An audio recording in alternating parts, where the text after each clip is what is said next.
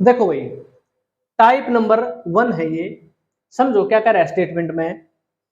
एक वस्तु को 1470 रुपए में बेचने से एक विक्रेता को 16.2/3% लाभ होता है, तो वस्तु का क्रय मूल्य बताना है, यानी कॉस्ट प्राइस क्या होगा। ठीक है, देखो मैंने प्रतिशत में बताया था 16.2/3% की क्या होता है।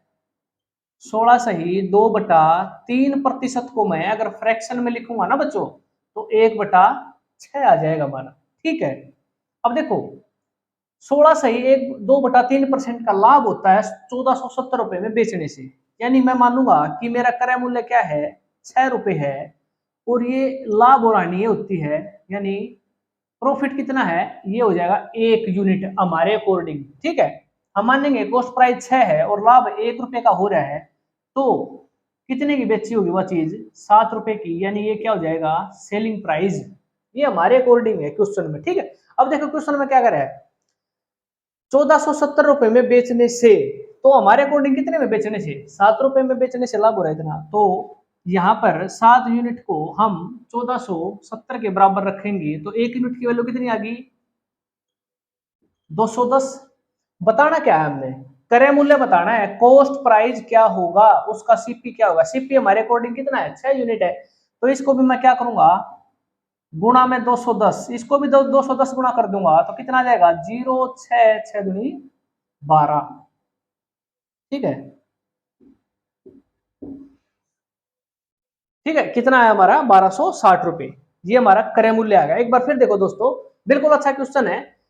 देखो 16.2/3% का लाभ हो जाता है 1470 रुपए में बेचने से। ठीक है, देखो लाभ और हानि हमेशा किसको होती है, क्रय मूल्य पर। 6 रुपए क्या है, इसको फ्रैक्शन में तोड़ दिया, 1/6, 6 रुपए का ये क्रय मूल्य आएगा, 6 रुपए, एक का लाभ ले रहा है, यानी वस्तु को कितने में बेच रहा है, वो 7 रुपए में। क्वेश्चन में क्या रखा है, 1470 रुपए में, कितने गुना ज्यादा है, 210।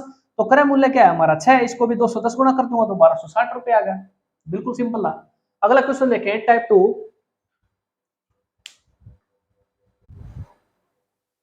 देखो टाइप नंबर 2 देखो, इसमें क्या कह रहा है, एक व्यक्ति अपना सामान 8.1/3% लाभ पर बेचता है। यदि वस्तु का विक्रय मूल्य 65,780 रुपये हो, तो क्रय मूल्य ज्ञात करें। तो हमने उसका वस्तु का क्या बताना है, सीपी बताना है। देखो इसको कैसे करेंगे, 8.1/3% को बच्चों किस में तोड़ लेंगे, फ्रैक्शन में। इसको मैं कह सकता हूं 1/12। ठीक है, अब देखो 8.1/3% है ये, 1/12 का कितने में बेचता है, यदि वस्तु का विक्रय मूल्य इतना है। ठीक है, तो हमारा क्या हो जाएगा, ये अगर हमारा सीपी है, इसलिए हमने ये क्या ले रहा है, ये लाभ ले रहा है ऊपर। प्रॉफिट क्या होता है, ऊपर वाला सीपी होता है, सीपी एसपी हम नीचे वाले को मान लेंगे। ठीक है, अब देखो 12 रुपए का क्रय मूल्य है, 1 रुपए का लाभ ले लिया उसने, यानी वस्तु को कितने में बेचा होगा, 13 रुपए में।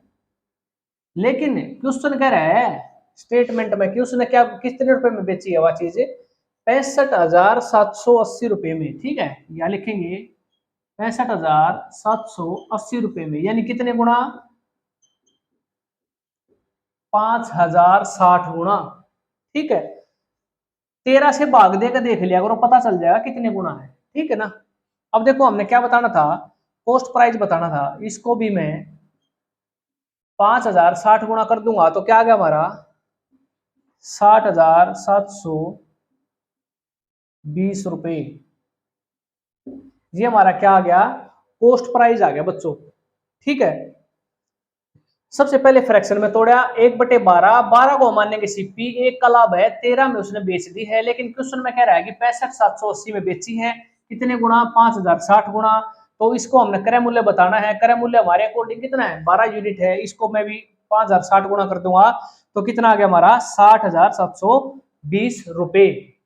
ठीक है, अगला टाइप देखो, टाइप नंबर 3।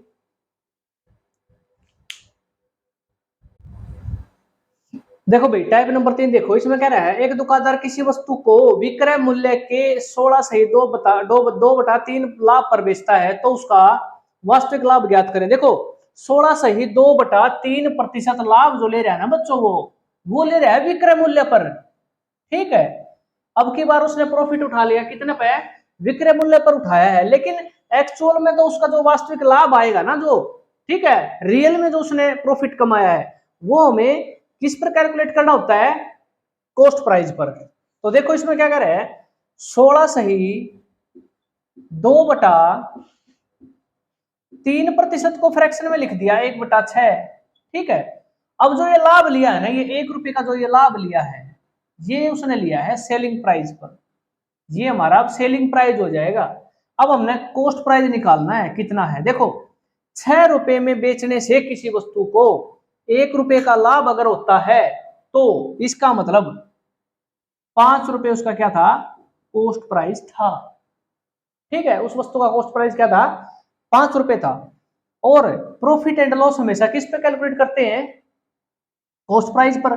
तो 1 रुपए का लाभ है 5 रुपए पर, 5 क्या है हमारा कॉस्ट प्राइस, तो गुणा में 100, तो कितना आ गया, 20% का उसने क्या लिया है, लाभ लिया है।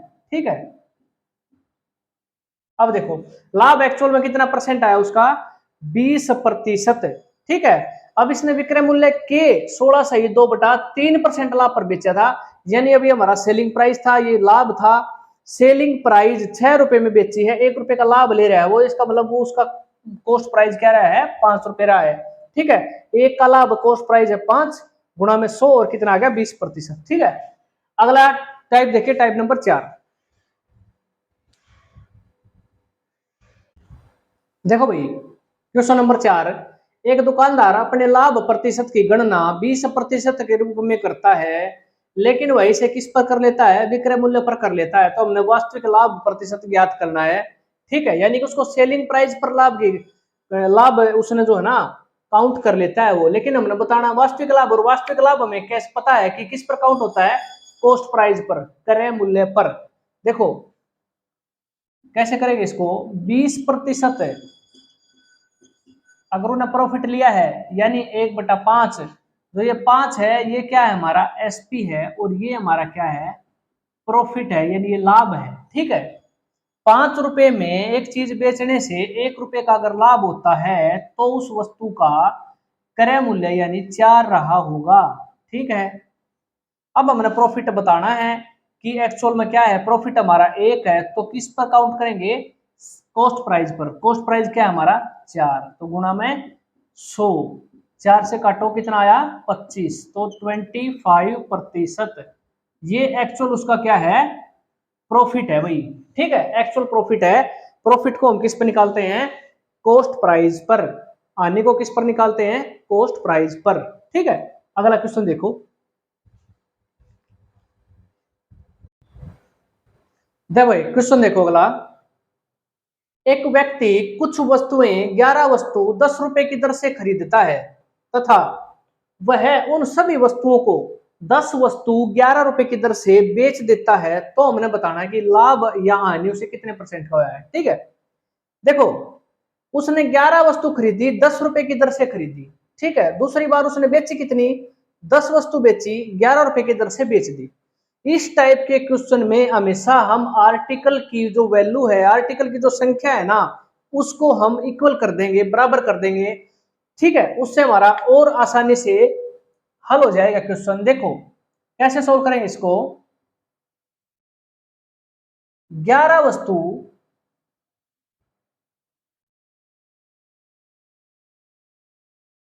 10 रुपए की दर से खरीदी, यानी क्या है, क्या है ये कॉस्ट प्राइस। ठीक है, क्या है ये कॉस्ट प्राइस है, खरीदी है ये 11 वस्तु 10 की दर से। अब देखो उसने बेच दी, सेलिंग प्राइस 10 वस्तु कितने की, 11 रुपए की। अब देखो हमने इन वस्तुओं को बराबर करना है, नंबर ऑफ आर्टिकल सेम करने हैं। अब देखो इनका एलसीएम ले लेंगे, एलसीएम कितना आ गया 110। ठीक है, इसको हम कर देंगे ऊपर वाले को तो 10 से गुणा, अगर यहाँ 10 से गुणा किया है ना तो इसको 10 से गुणा यहाँ भी करना होगा।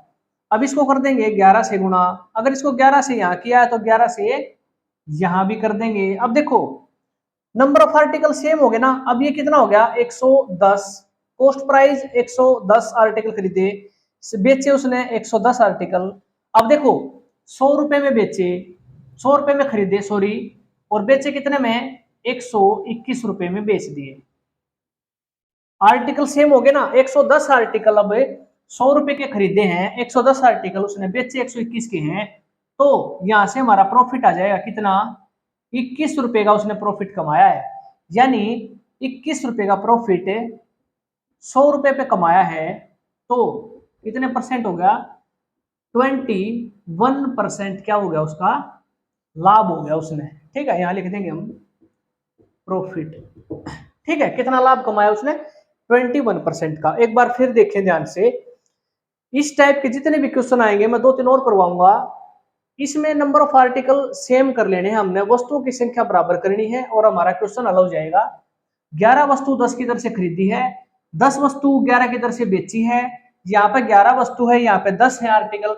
इसको मैं क्या करूंगा, यहाँ नीचे 10 है ना, तो ऊपर 10 से गुणा कर दी, यहाँ 11 था नीचे 11 से कर दिया, एलसीएम ले लिया। ठीक है, 110 आ गया, तो मैंने यहाँ पर 10 से गुणा करी है ना, तो यहाँ पर भी करनी पड़ेगी, यहाँ 11 से की है तो यहाँ पर भी करना पड़ेगी। ठीक है, तो 110 आर्टिकल खरीदे और 110 बेचे। अब देखो 100 रुपए में खरीदे और 121 रुपए में बेच दिए, प्रॉफिट हो गया हमारा 21 रुपए का। तो 21 रुपए का प्रॉफिट है। प्रॉफिट हमेशा किस पे काउंट करते हैं, कैलकुलेट, वो सीपी पे करते हैं। सीपी हमारा क्या है, ये रहा 100 रुपए, तो 100 रुपए सीपी, परसेंटेज के लिए गुणा में 100, तो कितना आ गया, 21% प्रॉफिट आ गया। ठीक है, अगला क्वेश्चन देखो,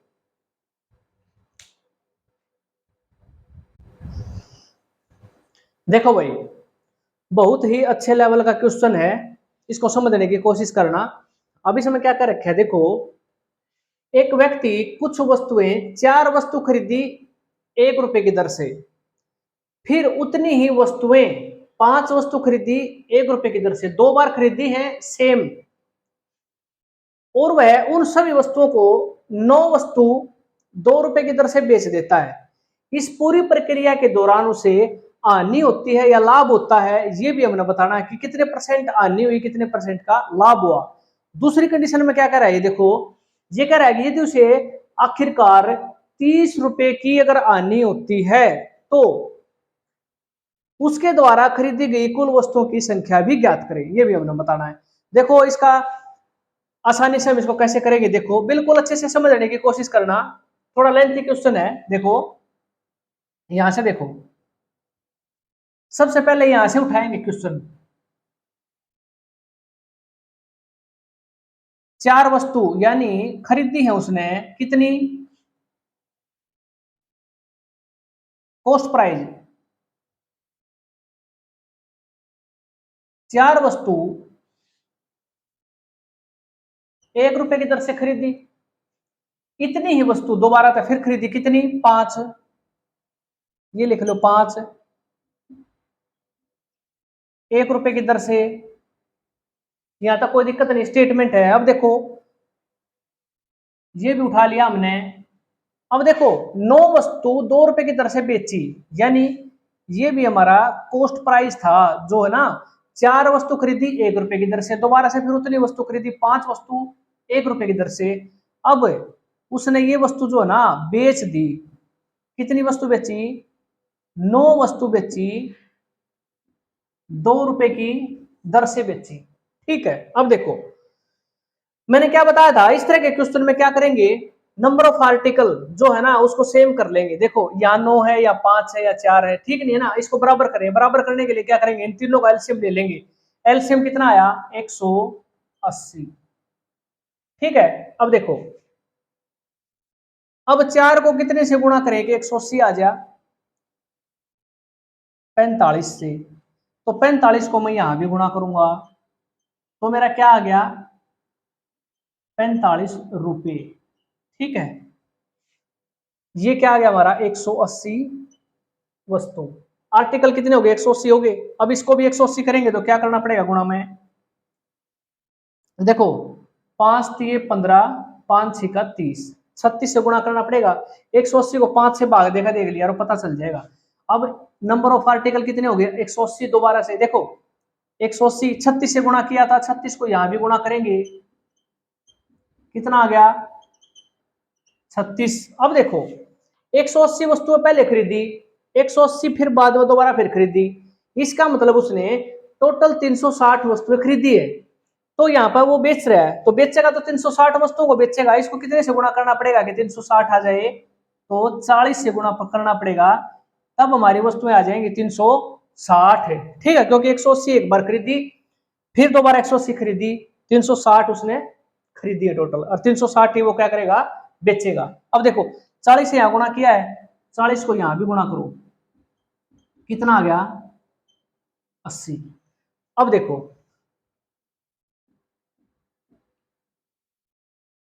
180 आर्टिकल उसने खरीदे थे 45 रुपए के, दोबारा फिर 180 खरीदे 36 रुपए के, इन दोनों को जोड़ देंगे अगर हम, तो कितना आ गया हमारा 81, सॉरी 81 रुपए।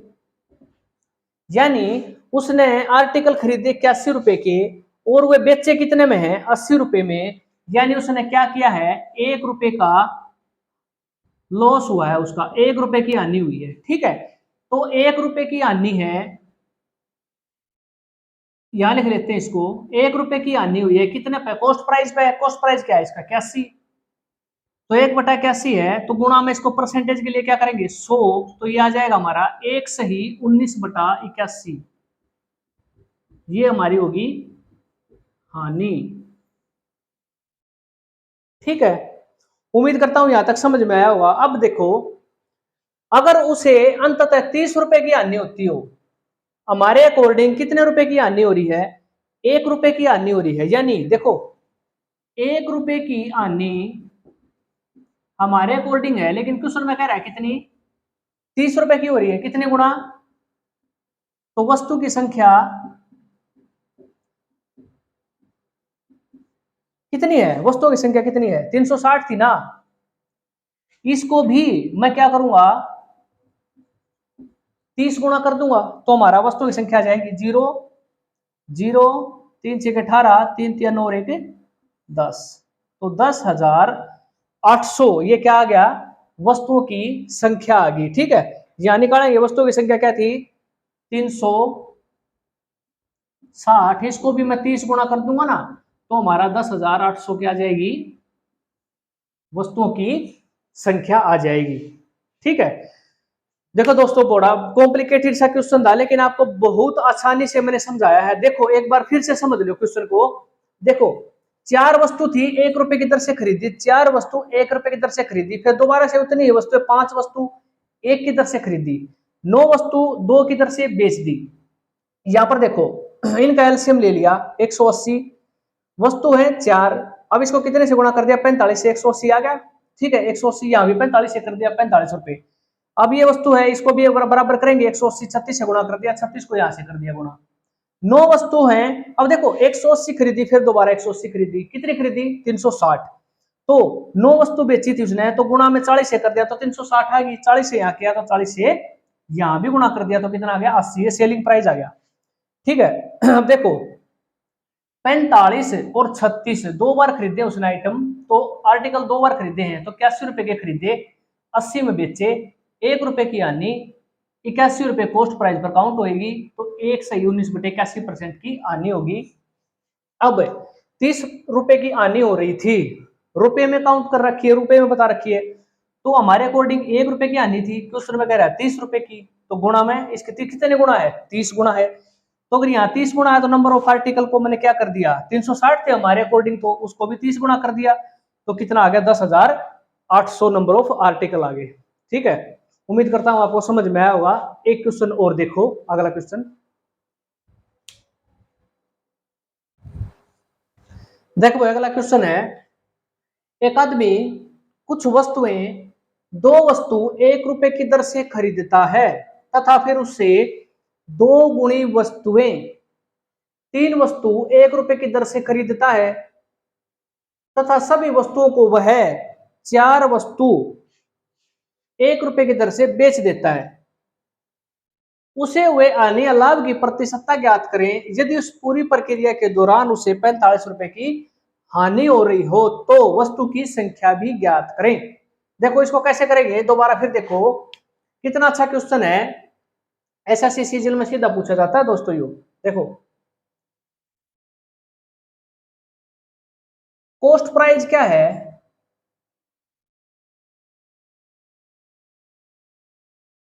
दो वस्तु, यहां से उठाएंगे क्वेश्चन को, दो वस्तु 1 रुपए की, भाई 1 रुपए की दो वस्तु खरीदी, ठीक है। फिर उससे दो गुनी वस्तुएं खरीदी उसने, तीन वस्तु 1 रुपए की दर से, सीपी यहां आएगा, तीन वस्तु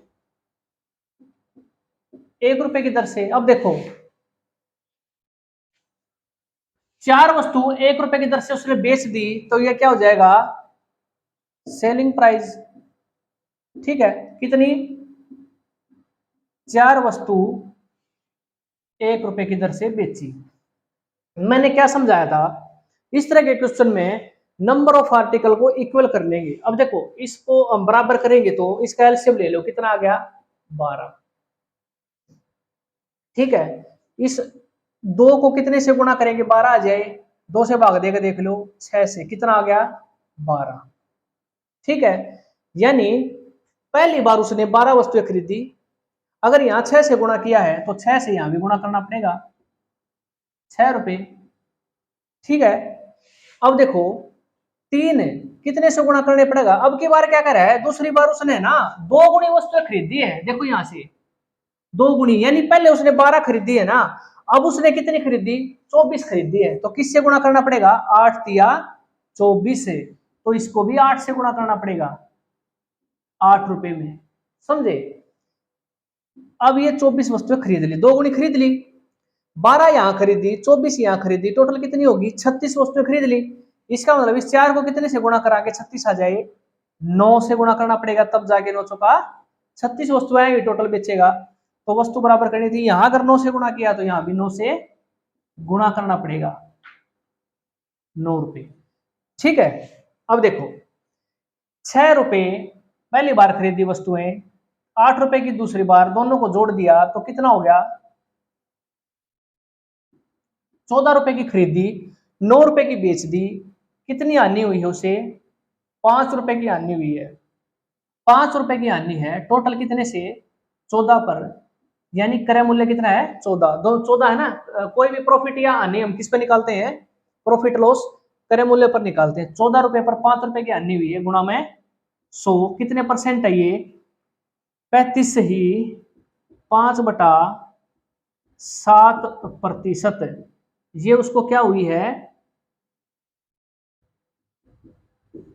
हानि होगी भाई, यहां तक ठीक है। अब देखो, लेकिन यहां तो परसेंटेज में आ गई हानि, लेकिन यहां क्या कह रहा था, 45 रुपए की हानि हुई है, 14 रुपए की चीज खरीदी, 9 रुपए में बेची, 5 रुपए की हानि हुई, इसका मतलब 5, हमारे अकॉर्डिंग 5 रुपए की हानि हुई है उसको, ठीक है, ठीक है। उसमें कह रहा है क्वेश्चन में 45 रुपए का लॉस हुआ है, देखो यहाँ पे, तो कितने गुणा, 9 गुणा, तो नंबर ऑफ आर्टिकल हमने बताने हैं, नंबर ऑफ आर्टिकल कितने हैं, 36 हैं, इसको मैं क्या करूंगा, 9 से गुणा कर दूंगा, कितना आ गया, 324, ठीक है। नंबर ऑफ आर्टिकल कितने आ गए मित्रों, 324, ये आ गया, ठीक है। वस्तुओं की संख्या बराबर करी, दो वस्तु खरीदी, ठीक है, 1 रुपए की दर से, तीन खरीदी 1 रुपए की दर से, चार खरीदी 1 रुपए की दर से, बराबर कर लिया। वस्तुओं की संख्या को 6 रुपए और 8 रुपए दोनों को जोड़ दिया, 14 रुपए की चीज 9 में बेच दी, 5 रुपए की हानि होगी, 5 रुपए की हानि 14 रुपए पर 35 ही 5/7% का लॉस हो गया, 5 रुपए की हानि हुई, लेकिन क्वेश्चन में कह रहा है कि 45 रुपए की 9 गुणा हो गया, इसका मतलब तो इसको भी मैं 9 गुणा कर दूंगा, तो 324 हमारे क्या गया, नंबर ऑफ आर्टिकल। चलो अगला क्वेश्चन देखो,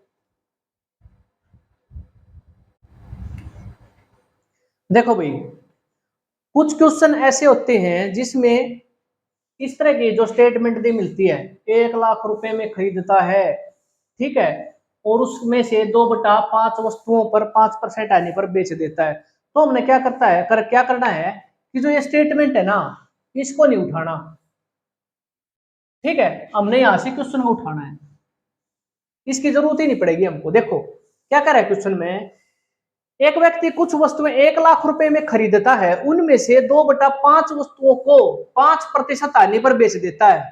कहने का मतलब ये है कि उसने 2/5 वस्तुएं 5% आने पर बेच दी, हम मानेंगे कि टोटल वस्तुएं उसकी 5 थी, तो जो कुल वस्तुएं है ना वो है कितनी, 5। और 2/5 वस्तुओं को 5% आने पर बेच देता है, तो बाकी बची वस्तुएं यानी जो बाकी बच गई 3 वस्तुएं किस आने पर बेचे कि उसे लास्ट में 4% आनी हो जाए टोटल ओवरऑल मिला के, यानी 5 वस्तुएं है टोटल है, तो 4% ओवरऑल आनी होनी चाहिए। कितनी, 20% की। ठीक है, अब इस दो पे, इन दो वस्तुओं पर कितनी होगी, 5%, यानी 10% आनी हो चुकी है। बची कितनी, 10% और होनी चाहिए आनी। और कितनी वस्तुओं पर होनी चाहिए, बची हुई 5 में से 2 वस्तुएं घटा दो, 3 बच गई। रिमेनिंग आर्टिकल कितने हैं, इस 3 पर 10% की आनी चाहिए। अब हमने बतानी है कि बाकी बची वस्तुओं पर कितने परसेंट की, 10% की आनी 3 वस्तुओं पर होनी चाहिए, यानी कह सकते हैं हम ये 10% की आनी 3 से ही 1/3% ये आनी उसमें होनी चाहिए। दोबारा देखो, 2/5 जो आर्टिकल है ना उस पर 5% को आने पर बेच देता है, यानी टोटल 5 थी, 2 वस्तुएं तो 5% आने पर बेच दी, ये बात भी ठीक होगी। टोटल ओवरऑल मिलाकर है 4% की आनी होनी चाहिए उसे, यानी 5 वस्तुएं अगर कुल टोटल हैं तो उसे 4% टोटल लॉस होना चाहिए। मिला के कितना हो गया, 5 से गुणा करो 20%। ठीक है, देखो 10% 2 वस्तुओं पर हो चुका है, 20% में से 10 गया, 10% ये होना चाहिए कितनी वस्तुओं पर, बाकी बची वस्तुओं पर, यानी 10% को 3 से डिवाइड कर देंगे तो 3 से 1/3% ये बाकी बची वस्तुओं पर होना चाहिए। यानी कि जो बाकी बची वस्तुओं को किस हानि पर बेचेगा, 3 से 1/3% की हानि पर बेचना पड़ेगा, तब जाकर उसे कुल 4% की हानि हो जाएगी। ठीक है, अगला क्वेश्चन देखो,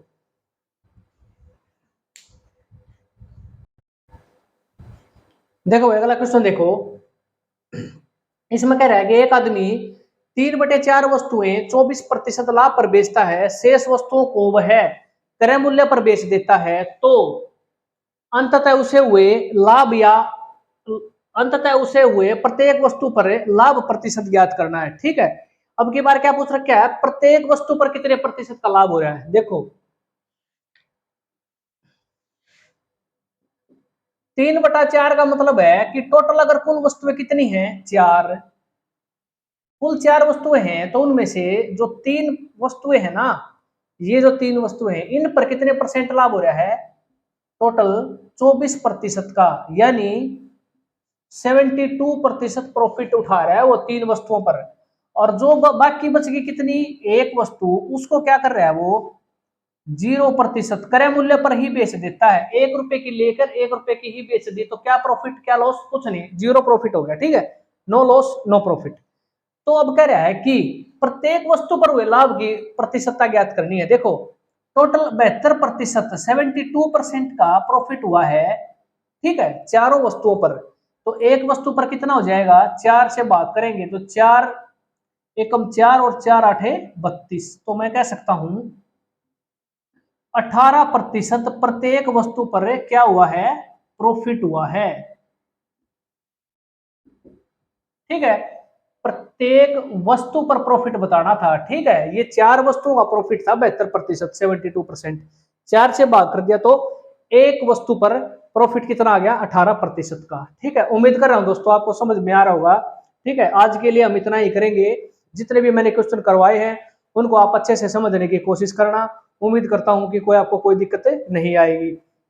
फिर भी अगर किसी को कोई प्रॉब्लम आती है तो कमेंट में अपना कोई क्वेश्चन है या कोई भी क्वेरी है आप पूछ सकते हैं। ठीक है, आज के लिए इतना ही। जय हिंद।